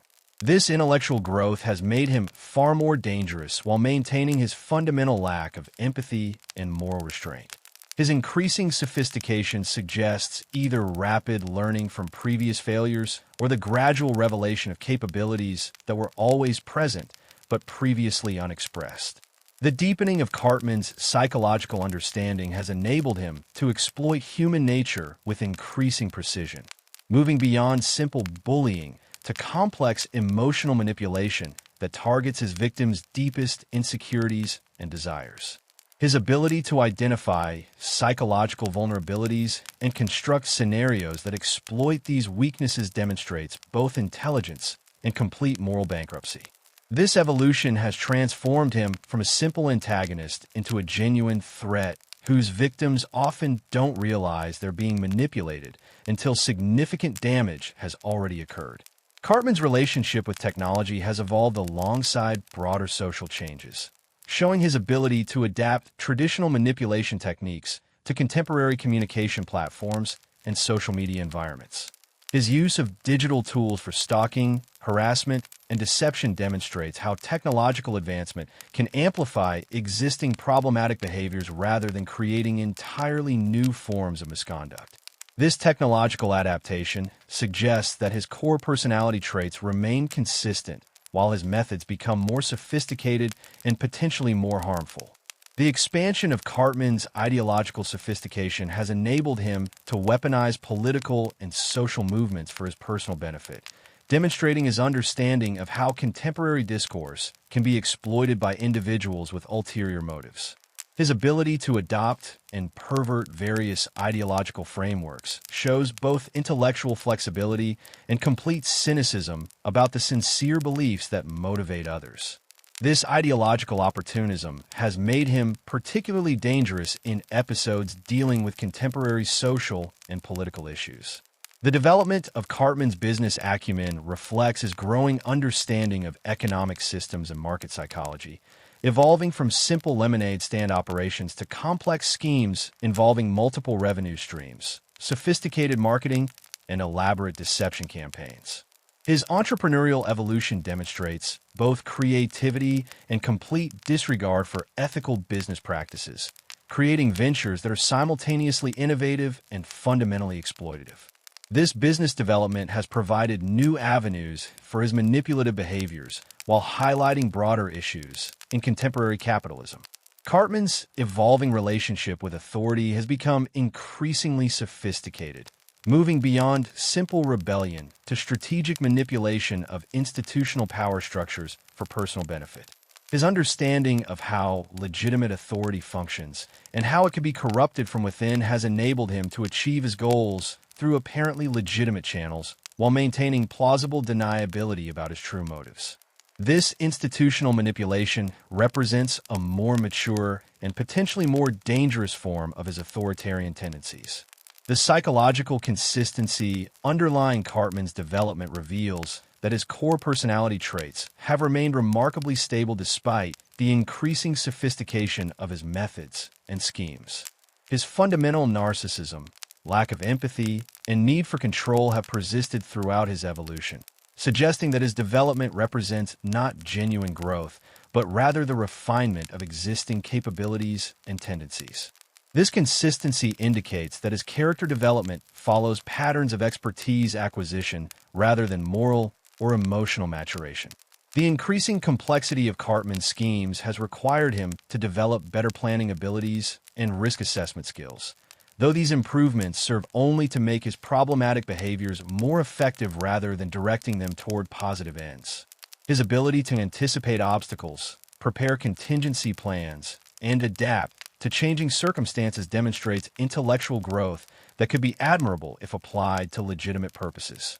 Instead, these enhanced capabilities make him a more formidable antagonist whose schemes become increasingly difficult for others to predict or prevent.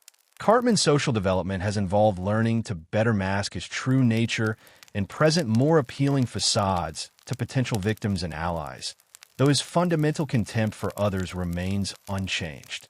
His improved social skills enable him to build trust and create positive first impressions while maintaining his ability to exploit these relationships for personal gain. This social sophistication makes him particularly dangerous to new characters who lack the historical knowledge necessary to recognize his manipulative patterns.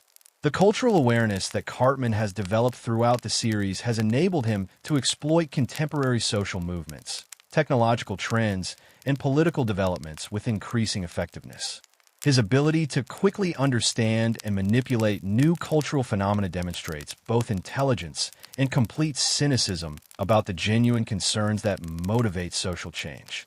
This cultural adaptability ensures that his character remains relevant to contemporary issues while highlighting how social progress can be exploited by individuals with malicious intent. The psychological implications of Cartman's development suggest concerning trajectories for his future behavior, as his increasing sophistication and capabilities are not balanced by corresponding moral or emotional growth. His pattern of development indicates that he will likely become more dangerous rather than less, so as he continues to mature, acquiring new skills and knowledge that serve only to make his existing problematic behaviors more effective and harder to detect. The broader significance of Cartman's character development extends beyond individual psychology to provide commentary on how intelligence and capability can develop independently of moral reasoning, creating individuals who become increasingly effective at pursuing harmful goals. Through his evolution, The show explores themes about the relationship between intelligence and morality, while highlighting how personal growth can occur in directions that benefit only the individual while imposing increasing costs on society as a whole. The cultural impact of Eric Cartman extends far beyond the confines of animated television to become a defining figure in contemporary discourse about childhood psychology, moral development, and the nature of evil in popular culture.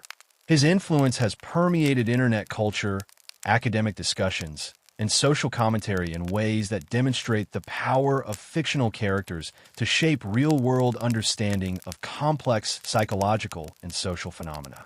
Through memes, catchphrases, and behavioral references, Cartman has become a cultural touchstone for discussing manipulation, narcissism, and the darker aspects of human nature. The academic study of Cartman has produced scholarly articles across multiple disciplines, from psychology and sociology to media studies and philosophy, with researchers using his character as a case study for various theoretical frameworks. Psychologists have analyzed his behavior patterns to illustrate concepts ranging from narcissistic personality disorder to antisocial behavior development, while sociologists have examined his role as a reflection of contemporary American cultural anxieties. This academic attention demonstrates how fictional characters can serve as valuable tools for understanding and discussing complex real-world phenomena. Cartman's linguistic contributions to popular culture have created a vocabulary for describing certain types of manipulative behavior and psychological characteristics that previously lacked accessible terminology. Phrases like "respect my authority" have entered common usage as shorthand for describing authoritarian behavior and the abuse of minor positions of power. His various schemes and manipulations have provided cultural references that people use to identify similar behaviors in real-world contexts, creating a shared language for discussing psychological manipulation and narcissistic behavior patterns. The internet meme culture surrounding Cartman has transformed specific moments from the show into widely recognizable symbols that transcend their original context to become general commentary tools. His facial expressions, quotes, and actions have been repurposed across social media platforms to express everything from minor frustrations to major political commentary. This meme evolution demonstrates how animated characters can develop cultural lives independent of their source material, becoming tools for communication and social commentary in digital spaces. The psychological accuracy of Cartman's portrayal has made him a valuable reference point for professionals working in fields related to childhood development, behavioral psychology, and therapeutic intervention. Mental health professionals have noted how his character demonstrates various warning signs and behavioral patterns that can help identify concerning developments in real children. This professional utility has contributed to his cultural significance by providing a widely recognized example of problematic behavioral patterns that can facilitate discussion and education. The influence of Cartman on subsequent animated characters and television programming reveals his impact on entertainment industry approaches to character development and social commentary. Many later animated series have created characters that echo various aspects of Cartman's personality and behavioral patterns, though few have achieved the same level of psychological complexity or cultural penetration. His success has demonstrated the viability of morally complex child characters as vehicles for adult-oriented social commentary. The international reception of Cartman varies significantly across different cultural contexts, with some societies finding his behavior more shocking or unacceptable than others, while certain aspects of his character resonate differently, depending on local cultural norms and social structures. These variations in reception provide insights into cultural differences regarding childhood behavior expectations, authority relationships, and social tolerance for various forms of manipulation and aggression. His global recognition has made him a useful lens for examining cultural differences in social values and behavioral norms. The merchandising and commercial exploitation of Cartman's image has created interesting contradictions between his role as a critique of consumer culture and his function as a commercial product himself. The irony of purchasing Cartman-branded merchandise while the character himself represents the worst aspects of consumerism and manipulation has not been lost on cultural commentators. who have noted how capitalist systems can commodify even their own critics. The educational applications of Cartman's character have emerged in various formal and informal learning contexts, where educators use his behavior as a teaching tool for discussing ethics, psychology, and social responsibility. His clear examples of problematic behavior provide concrete illustrations of abstract concepts, making him valuable for teaching about manipulation, prejudice, and the importance of empathy in human relationships. These educational uses demonstrate how entertainment can serve pedagogical purposes beyond simple amusement. The political symbolism that has attached to Cartman reflects contemporary anxieties about authoritarianism, populism, and the manipulation of democratic institutions by individuals motivated primarily by personal gain.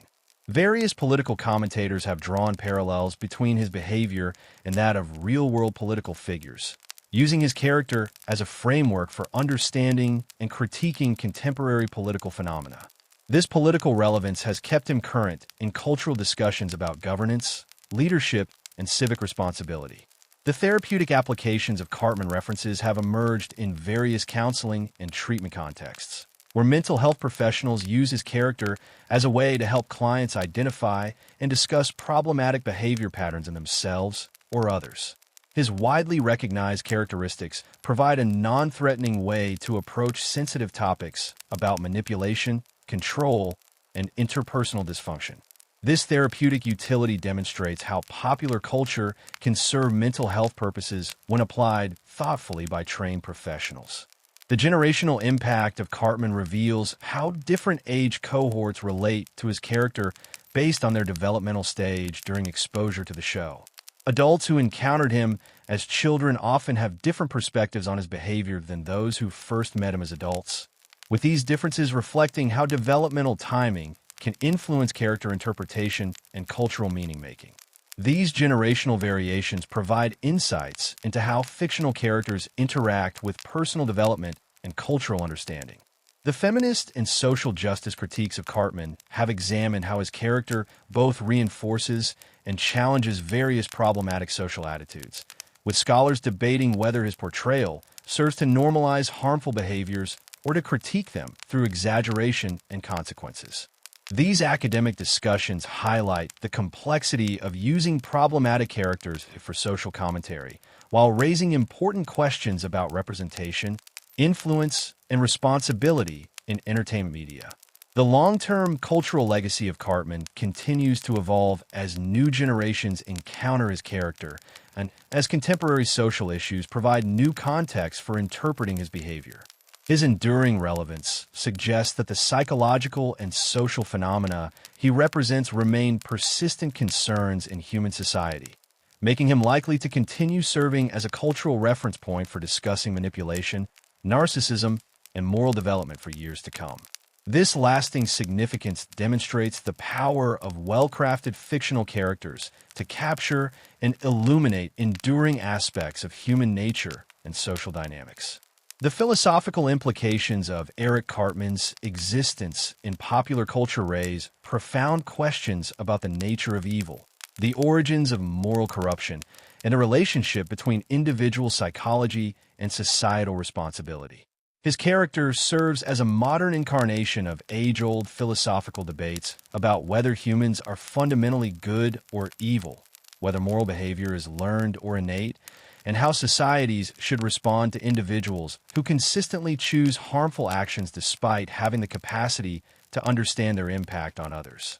The question of moral agency becomes particularly complex when examining Cartman's behavior, as his young age traditionally grants children diminished responsibility for their actions, while his sophisticated understanding of consequences suggests a level of moral culpability typically associated with adult decision-making. This paradox challenges conventional frameworks for assigning moral responsibility and raises questions about how society should evaluate and respond to children who demonstrate adult-level manipulation skills combined with apparent absence of empathy or genuine remorse. Cartman's relationship with free will and determinism illustrates fundamental philosophical tensions about human behavior and moral responsibility. His actions often appear to flow inevitably from his established character traits and psychological patterns, suggesting a deterministic interpretation where his behavior results from factors beyond his conscious control. However, his demonstrated ability to plan, adapt, and modify his strategies indicates conscious choice-making that supports arguments for free will and personal responsibility for his actions. The epistemological questions raised by Cartman's character concern how individuals construct their understanding of reality and moral truth. His ability to maintain beliefs and narratives that directly contradict observable evidence demonstrates how psychological needs can override rational analysis in the construction of personal worldviews. His reality distortions reveal how individuals can create internally consistent belief systems that justify harmful behavior while protecting their self-concept from cognitive dissonance. The social contract theory implications of Cartman's behavior highlight tensions between individual desires and collective welfare that form the foundation of political philosophy. His consistent violation of social norms and expectations demonstrates what happens when individuals reject the mutual obligations that enable cooperative society while continuing to demand the benefits that such cooperation provides. His behavior illustrates the free rider problem and raises questions about how societies can maintain cooperation when some members consistently exploit rather than contribute to collective welfare. The utilitarian analysis of Cartman's actions reveals complex calculations about individual versus collective well-being that challenge simple moral frameworks. While his behavior consistently maximizes his own pleasure or benefit, it typically imposes much greater costs on others, creating negative net utility for society as a whole. However, the entertainment value he provides to audiences complicates this analysis, raising questions about whether fictional harmful behavior can be justified by the pleasure it provides to observers. The virtue ethics perspective on Cartman examines how his character illuminates the relationship between personal character traits and moral behavior. His consistent demonstration of vices, such as selfishness, cruelty, and dishonesty, provides clear examples of how character defects can manifest in harmful actions. The absence of corresponding virtues in his personality suggests either fundamental character corruption or developmental failure in the acquisition of positive moral traits. The existentialist interpretation of Cartman's character focuses on his authentic expression of his chosen identity and values, regardless of their social acceptability or moral implications. From this perspective, his behavior represents genuine self-expression and rejection of externally imposed moral constraints, raising questions about whether authentic self-realization necessarily aligns with social moral expectations. His refusal to conform to conventional moral expectations could be viewed as either admirable authenticity or destructive nihilism. The deontological analysis of Cartman's actions examines how his behavior relates to universal moral duties and categorical imperatives. His consistent violation of principles, such as treating others as ends in themselves rather than merely as means, demonstrates fundamental rejection of basic moral duties. His inability or unwillingness to universalize his behavioral principles reveals how his actions fail basic tests of moral consistency and rational ethical reasoning. The psychological egoism debate finds clear illustration in Cartman's character, as his behavior consistently prioritizes his own interests while demonstrating sophisticated understanding of others' needs and desires. His psychological makeup suggests that he may be fundamentally incapable of genuine altruism, supporting arguments that all human behavior ultimately serves self-interest. However, his occasional moments of apparent concern for others complicate this interpretation and raise questions about the universality of egoistic motivation. The moral development theory implications of Cartman's character challenge conventional understanding of how ethical reasoning develops throughout childhood and adolescence. His sophisticated manipulation skills, combined with apparent absence of moral growth, suggest either arrested development in ethical reasoning or fundamental differences in moral capacity that resist traditional developmental frameworks. His case raises questions about whether moral development is universal or whether some individuals lack the psychological prerequisites for ethical reasoning. The cultural relativism questions raised by Cartman's behavior concern whether moral standards are universal or culturally constructed. His ability to exploit cultural differences and manipulate moral relativism for personal advantage demonstrates how philosophical concepts can be weaponized by individuals with ulterior motives. His behavior challenges both absolutist and relativist moral frameworks, while highlighting the practical difficulties of implementing consistent ethical standards across diverse cultural contexts. The philosophical problem of evil finds modern expression in Cartman's character, as his behavior raises questions about how evil can exist and persist in the world despite apparent human capacity for good. His combination of intelligence, creativity, and moral corruption illustrates how positive human capabilities can be directed toward harmful ends, challenging optimistic assumptions about human nature while providing insight into how evil manifests in ordinary social contexts. The meaning and purpose questions raised by Cartman's existence concern whether his life serves any positive function despite his harmful behavior, his role in challenging others to develop moral strength, his function as a cautionary example, and his contribution to understanding human psychology suggests that even morally problematic individuals may serve important purposes in the broader human community. This raises complex questions about the value of existence and the possibility of redemption, even for those who consistently choose harmful actions. The ultimate philosophical significance of Cartman lies in his function as a mirror that reflects uncomfortable truths about human nature and social organization. Through his exaggerated characteristics and extreme behavior, he illuminates the potential for evil that exists within ordinary human psychology while challenging comfortable assumptions about morality, childhood innocence, and social progress. His enduring cultural impact suggests that he serves essential philosophical functions by forcing audiences to confront difficult questions about ethics, responsibility, and the nature of human society. The psychological profile of Eric Cartman represents one of the most comprehensive and disturbing character studies in popular culture, revealing a complex constellation of personality traits, behavioral patterns, and cognitive distortions that combine to create an individual capable of extraordinary manipulation while maintaining complete disconnection from normal human empathy. His psychological makeup provides insight into how various mental health conditions might manifest in childhood, while highlighting the dangerous potential that exists when intelligence and creativity develop without corresponding moral constraints or emotional regulation. The narcissistic features that dominate Cartman's personality structure create a foundation for most of his problematic behaviors, as his grandiose self-image and desperate need for admiration drive him to constantly seek validation while rejecting any feedback that challenges his self-concept. His narcissistic worldview positions him as the natural center of all social situations, while casting others as supporting characters whose primary function is to serve his needs and confirm his superiority. This narcissistic core explains his inability to form genuine relationships and his tendency to view all social interactions as opportunities for exploitation rather than mutual connection. The antisocial characteristics evident in Cartman's behavior pattern include persistent violation of social norms, manipulation of others for personal gain, and complete absence of genuine remorse for harmful actions.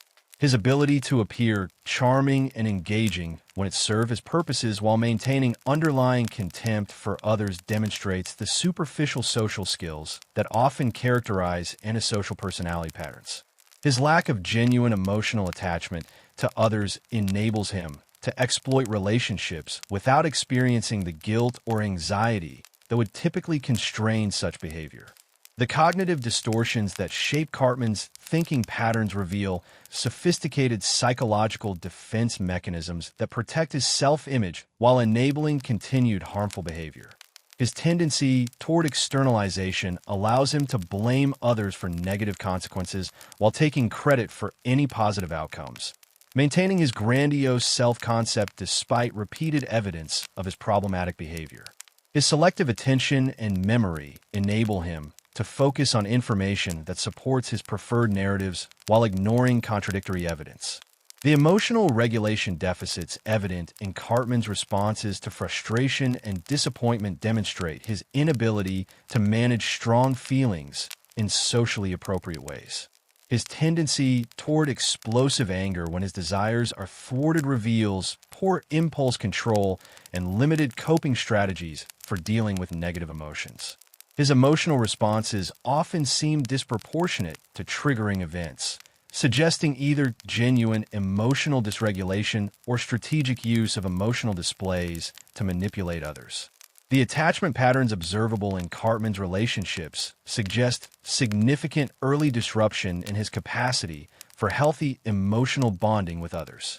His relationship with his mother demonstrates anxious attachment characteristics, as he simultaneously depends on her for emotional and material support, while manipulating and controlling her behavior.